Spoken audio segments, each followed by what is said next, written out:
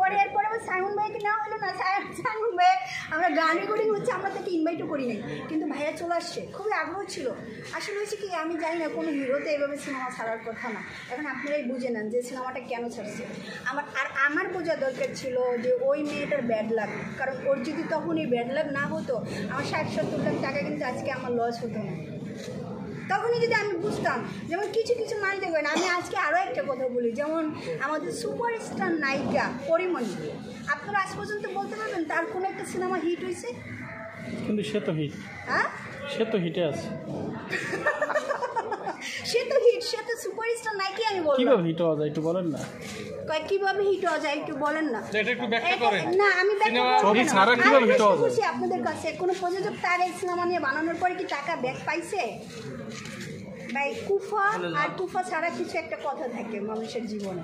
তো আমার নায়িকা যখন শুরুতেই দুইটা সমস্যা করছে, আমি যদি তখনই বুঝতাম, তাহলে কিন্তু আমি কিন্তু তখনই যদি তাকে না নেওয়া দরকার ছিল যে কিরে ভাই দুইটা হিরো এসে কাজ করবে না, আমি এই মেয়েটা নিয়ে কীভাবে কাজ করবো। তারপরে দেখেন আমি একটা মেয়ে মানুষ হইয়া ওরে নিয়ে যুদ্ধ করে আমি কাজটা শেষ করছি। আরে মেয়ে, তোমার তো বোঝা দরকার ছিল, তোমার বোঝা দরকার ছিল। আজকে আমি 60-70 লাখ টাকা আমি ক্ষতিগ্রস্ত হয়েছি। আজকে আমার শরীরের উপরে আঘাত হয়েছে।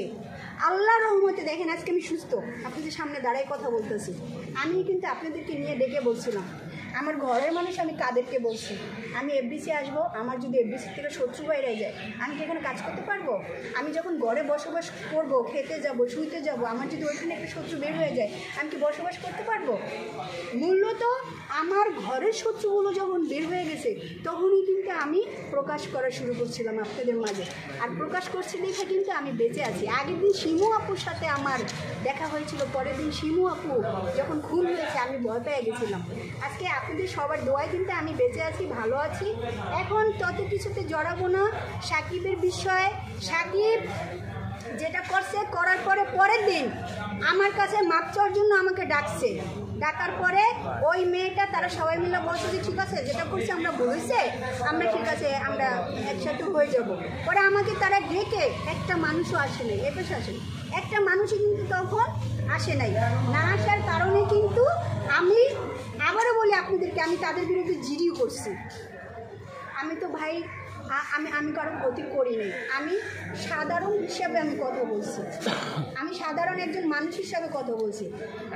আজকে যদি আমার যদি সামর্থ্য থাকতো না, আমি এই শিক্ষাকে এমন শিক্ষা দিতাম, 2 হাত উপরে বেঁধে ওই উপরে বেঁধে রাখতাম, আর ও রোদে পড়তো, বৃষ্টিতে ভিজতো, রোদে পড়তো।